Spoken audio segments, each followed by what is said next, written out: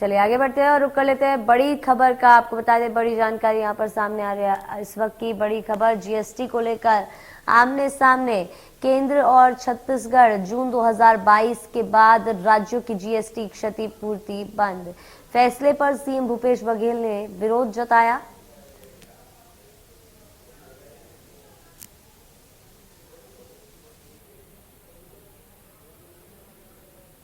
इसी खबर पर रायपुर से हमारे ब्यूरो चीफ ओम प्रकाश चंद्राकर जुड़ चुके हैं। उनका रुख करते हैं। ओम जी, बड़ी जानकारी यहाँ पर मिल रही है। जीएसटी को लेकर केंद्र सरकार और छत्तीसगढ़ सरकार आमने सामने हो चुके हैं। क्या कुछ जानकारी इस खबर पर ज्यादा, क्योंकि मुख्यमंत्री भूपेश बघेल इसका विरोध कर रहे हैं?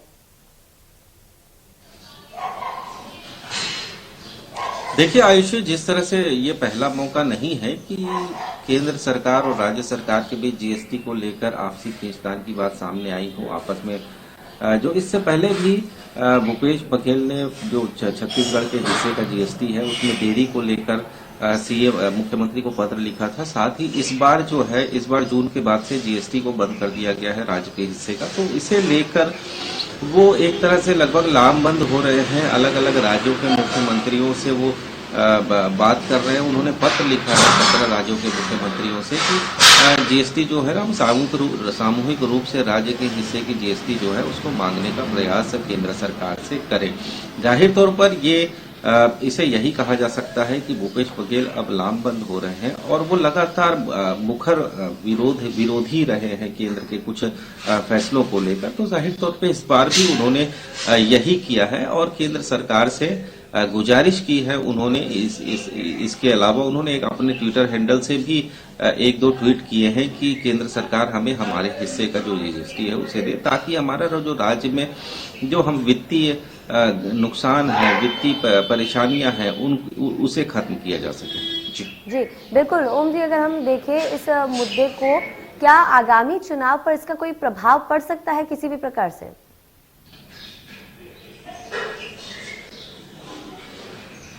जाहिर तौर पे आयुषी, अभी राज्य के सामने एक सबसे बड़ी चुनौती ये है बजट की। तो जाहिर तौर पे अब बजट को लेकर ही ये तमाम कवायदें हो रही हैं, क्योंकि छत्तीसगढ़ में एक उचित संसाधन है। छत्तीसगढ़ के अंदर एक मिनिमम संसाधन है, उसी में उन्हें पूरे छत्तीसगढ़ का कामकाज करना है। और चुनावी वर्ष है, जाहिर तौर पे 2023 में चुनाव होने हैं और इस बजट में काफी बड़ा बजट सीएम भूपेश बघेल ने पेश किया गया है। तो इनके क्रियान्वयन के लिए एक सुदृढ़ अर्थव्यवस्था की भी दरकार है। तो जाहिर तौर पर सीएम भूपेश बघेल यही चाहते हैं कि जो राज्य के हिस्से का जो जीएसटी है वो तत्काल जो है केंद्र सरकार छत्तीसगढ़ को दो, ताकि यहाँ विकास कार्य किए जा सके और यहाँ विकास किया जा सके।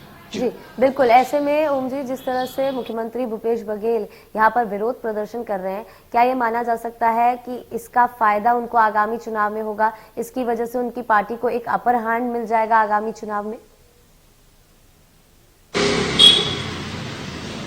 देखिए आयुषी, नफा नुकसान की तो बात यहाँ कहना लाजमी नहीं होगा, लेकिन हम जिस तरह से देख रहे हैं कि लगातार मुखर हो रहे हैं केंद्र सरकार के फैसलों से। भूपेश बघेल स्टेट में ये चाहते हैं कि स्टेट का कार्यकाल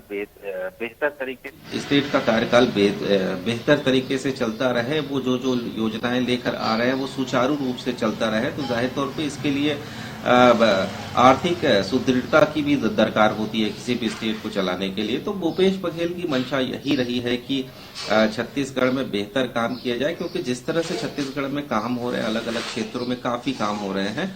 यदि मैं किसानों की बात करूं तो किसानों के क्षेत्र में काफी गांव गरीब किसानों की बेहतरी के लिए भूपेश बघेल काम कर रहे हैं। तो इसके लिए सीधे तौर पे एक बजट की दरकार होती है, एक अर्थव्यवस्था की दरकार होती है। उसके बाद ही इन योजनाओं को लंबे समय तक क्रियान्वयन किया जाना है। जिस तरह से धान खरीदी का मसला हो, धान खरीदी के मसले में राज्य सरकार ने काफी कर्ज ले रखा है। तो जाहिर तौर पे छत्तीसगढ़ के सामने ये काफी बड़ी बड़ी चुनौतियां रही है और आगे भी रहेगी, क्योंकि जब तक अर्थव्यवस्था सुदृढ़ ना हो तब तक ये चीजें चलती रहेगी।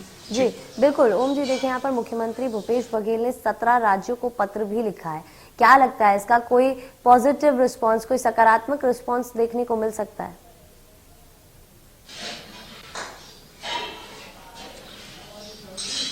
देखिए, फिलहाल 17 राज्यों को जो मुख्यमंत्री भूपेश बघेल ने पत्र लिखा है और उन्होंने अपनी व्यथा सुनाई है। साथ साथ मुझे लगता है कि सारे राज्यों की यही व्यथा होनी चाहिए, क्योंकि हर राज्य को आज बजट की दरकार है, आर्थिक सुदृढ़ता की दरकार है। तो जाहिर तौर पे हो सकता है कि आने वाले चंद दिनों में हम ये भी देख सकते हैं कि कुछ राज्यों के मुख्यमंत्री जो हैं आपस में चर्चा भी कर सकते हैं, वो मीटिंग भी कर सकते हैं, लेकिन संभावना यही जताई जा रही है। देखिए, बीजेपी शासित जो मुख्यमंत्री हैं, राज्यों के मुख्यमंत्री हैं, वो इनके पक्ष में खड़े तो नहीं होंगे, लेकिन कुछ मुख्यमंत्री ऐसे हैं, जैसे मैं बात करूं राजस्थान की, महाराष्ट्र की, तो इन लोगों से आपस में चर्चा हो सकती है और इस मुद्दे को मुखर तौर पे उठाया जा सकता है।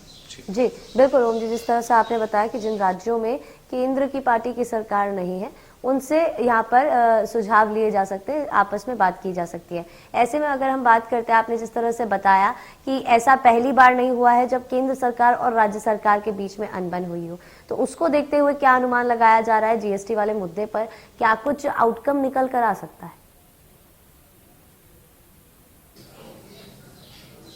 देखिए आयुषी, भूपेश बघेल लगातार ये आवाज उठाते रहे हैं कि हमारी राज्य में कांग्रेस की सरकार है तो केंद्र सरकार का वो तवज्जो नहीं मिल रहा है जो दूसरे अन्य प्रदेशों में बीजेपी की सरकार है वहां मिल रही है। तो ये लगातार ये आरोप लगाते रहे हैं। इसके अलावा इससे पहले भी उन्होंने जीएसटी का मुद्दा उठाया था, जो जीएसटी पेंडिंग था, राज्य के हिस्से का पेंडिंग जीएसटी था काफी समय से, उसको लेकर उन्होंने काफी आवाज उठाई थी। साथ ही समर्थन मूल्य पर जो 2500 समर्थन मूल्य पर धान की खरीदी हो रही है, इसे लेकर भी उन्होंने आवाज उठाई थी कि सरकार जो है सेंट्रल पूल में जो कस्टम मिलिंग के जो चावल है वो खरीदने के लिए वो हमसे नहीं खरीदा जा रहा है, लिहाजा हमारा धान जो है वो बेकार हो रहा है। तो ये तमाम मुद्दे हैं जिसे लेकर भूपेश बघेल लगातार केंद्र सरकार के खिलाफ आवाज उठाते रहे हैं और इस बार भी उन्होंने यही किया है।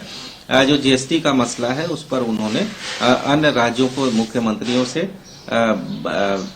पत्र लिखकर सलाह मशवरे की मांग की है। जी बिल्कुल ओम प्रकाश जी, हमारे साथ जुड़ने के लिए और तमाम जानकारी साझा करने के लिए आपका धन्यवाद। मध्य प्रदेश, छत्तीसगढ़ की हर खबर सीधे आपके मोबाइल फोन पर। अभी सब्सक्राइब करें हमारा चैनल और पाएं पल पल की खबर।